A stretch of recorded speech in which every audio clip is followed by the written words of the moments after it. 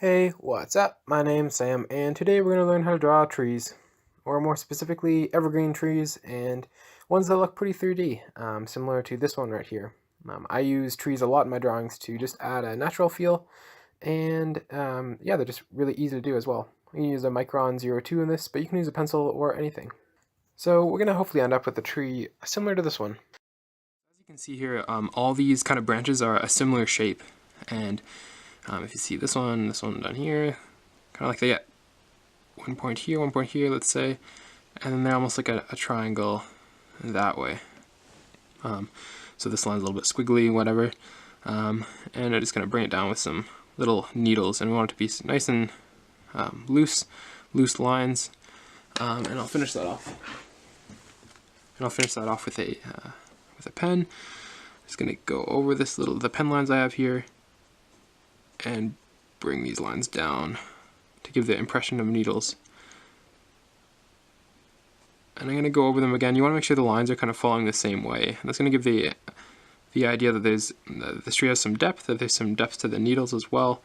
I even like to shade in some parts just to kind of add some variety here and kind of infer that there's a central branch that's holding all these together.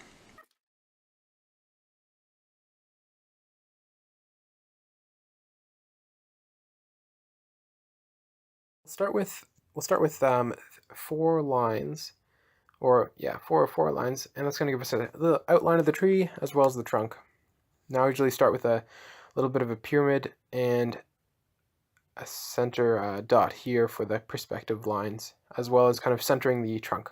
So we have this cookie cutter tree shape, a little bit of a pyramid, and here I just draw on some outline branches that will work on a little bit farther. As you can see, these are slanted, and the ones at the bottom kind of slope down, the ones at the top slope up. There's also different lengths, and the shorter ones, they kind of look like they're facing us a little bit. So we're going to use that shape that that I experimented with a little bit earlier, and I'll use it to fill out this tree. I'm starting with pencil like I did then, and I will fill them in with ink in just a second. Now the branches that are sloping down and are near to the bottom of the tree are obviously a little bit longer and a little bit lower, because we're kind of looking down on them if you think that our eyes are level with that dot in the center. The ones at the top are a little bit slanted upwards because we're looking almost at the bottom of them. So now we're ready to start inking. Now, as I said before, I'm using a Micron 02, but you're free to use anything you want. I find the 02 or smaller just gives you a lot of room for detail, and the 02 is thick enough that you're not wasting a lot of ink. Now, I usually like to start each branch with the actual branch part, the top part of the branch, just to give myself a bit of a direction of how far I'm going to extend it out from the tree. Now, the ones that are more slanted and longer, I start with first, a little bit wider, and that just gives us, even though we don't want a perfect pyramid, it kind of gives us more opportunity to kind of perfect the shape as we go up the tree. Now, as you can see, I just drew one right behind, a branch behind the front ones that's a little bit obscured. Giving that multi-leveled look will be really useful later when we start shading. Now, the branches all kind of tend to go towards this center dot, but they don't really follow the rules. None of them will end up there directly, really. The center dot is just to give us an idea of where the perspective point is, so the branches kind of slope towards that, especially as you get into these top branches, to kind of give the idea that they are slanting and they are above the viewer's eyes. So most of the branches are inked now, and we'll move on to shading. I think shading is probably the most important part of a lot of drawing, but here I really want my shading to make the tree look 3D, make their strong shadows and really light highlights. Now again, I'm starting at the bottom of the tree, these longer, thicker branches that are sloped downwards, the ones that we're looking at the top of them, and I don't know if I do it here as much, but I really try to make the part of the branch that's inside, that's closest to the trunk, a little bit darker. that kind of gives the impression that that's where the least light falls. If you look at a picture of a tree, usually the branches towards the center of the tree are darker.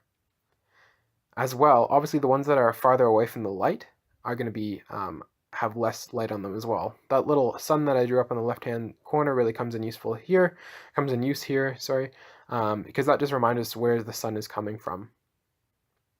Now, when I'm shading these in, I don't want it to be a perfect shading job. I want it to be scraggly, but I want all my lines to kind of be mostly up and down, maybe a little bit slanted out from each side of the tree, to give us the appearance of little needles and whatever might else be on a fir tree. I guess just needles, right?